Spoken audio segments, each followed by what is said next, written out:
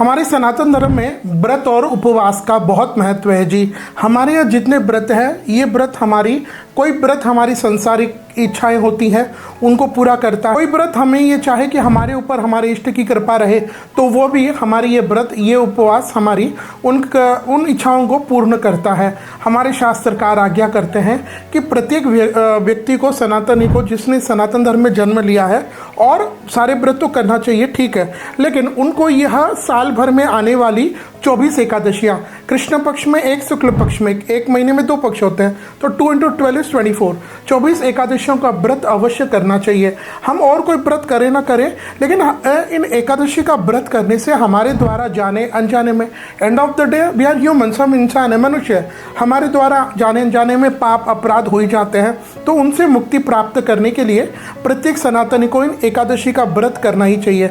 इस एकादशी के व्रत के करने से अगर हम चाहते कि हमारी कोई सांसारिक इच्छा हो वह पूर्ण होती है, हमारे द्वारा जाने अनजाने में पाप हुए हैं उनसे हमें मुक्ति मिलती है, या फिर हम ये चाहें कि हमारे इस व्रत से हमारे जो इष्ट है, हमारे जो आराध्य देव है, उनकी कृपा हम पर रहे, तभी भी यह एकादशी का व्रत हमारी उस इच्छा को भी पूरा करती है। आज इस वीडियो में हम बात करेंगे साल 2026 में माघ के महीने में कृष्ण पक्ष में आने वाली षटतिला एकादशी का व्रत कब रहेगा, और इसका ये एक्चुअली व्रत किस दिन है, इस दिन पूजा का समय क्या रहेगा, पारना का समय क्या रहेगा, और इसके विषय में इस बार हम दान पुण्य विशेष क्या करें।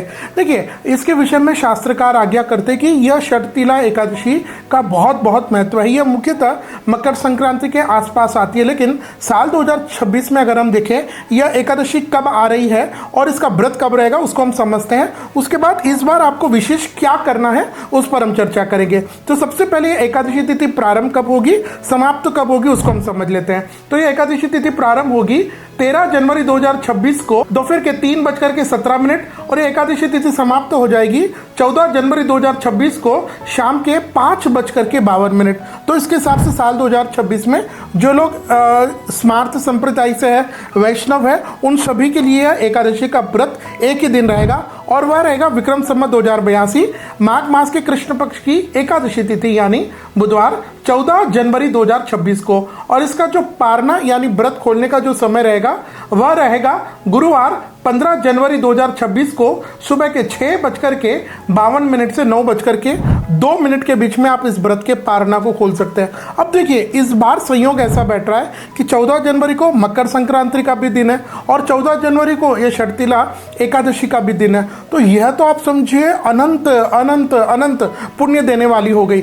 वैसे तो हमारे शास्त्र कहते हैं कि भाई जब जब सूर्य राशि बदलते हैं हर 14-15 तारीख को, तो उसको हम संक्रांति कहते हैं। तो संक्रांति को तो व्रत करना ही चाहिए, लेकिन इस बार ठाकुर जी की ऐसी हम सनातनियों पर विशेष कृपा हुई है कि इस बार जब आप 14 जनवरी को व्रत कर रहे होंगे तो यह आपके लिए मकर संक्रांति का भी व्रत हो जाएगा और साथ साथ में षटतिला एकादशी का। इस एकादशी के दिन पहले हम ये समझते कि आपको दिन भर दिनचर्या आपकी क्या होनी चाहिए, और इस बार विशेष दान आपको क्या करना होगा। तो जो यह व्रत करता है वह सुबह जल्दी उठ करके स्नान आदि से निवृत्त होकर के भुवन भास्कर सूर्य भगवान को जल दे। उसके बाद अपने घर के जो ठाकुर जी है उनको उठाए, उनको भोग चढ़ाए, उनको तुलसी अर्पण करें, लड्डू गोपाल है, माखन मिश्री का भोग लगाए, और उनके सामने बैठ करके ओम नमो भगवते वासुदेवाय इस महामंत्र का अधिक से अधिक जाप कीजिएगा। और इसके बाद आपके घर के आसपास कहीं भगवान राम, भगवान कृष्ण या भगवान विष्णु के 24 अवतारों में से किसी भी एक अवतार का मंदिर हो तो वहां भगवान के ठाकुर जी के दर्शन करने जाइए। घर से जाते समय उनके लिए तुलसी है, गुलाब का पुष्प है, कमल के पुष्प है, ये अपने साथ लेके जाइए। मंदिर में भी भगवान के सामने बैठ करके भगवान से हमारे द्वारा जाने अनजाने में हुए पाप से उनके लिए हम क्षमा प्रार्थना करें। इसके बाद एकादशी की कथा अवश्य सुननी चाहिए। एकादशी की कथा के लिए ऐसा नियम है कि 2 बात। पहले तो सर्वप्रथम यह प्रयास करें कि कोई योग्य अच्छे विद्वान पंडित जी जो कथा को अच्छे से मर्म को हमको सुना सके, समझा सके, ऐसे पंडित जी को अपने घर पर बुला करके इस एकादशी के व्रत की कथा सुने। वो अगर संभव नहीं हो तो फिर आप स्वयं भी किताब लेकर के पढ़ सकते हैं, क्योंकि यह माघ के महीने में आती है और माघ के महीने में ऋतु परिवर्तन का समय होता है। तो यहाँ पर तिल का बहुत महत्व है।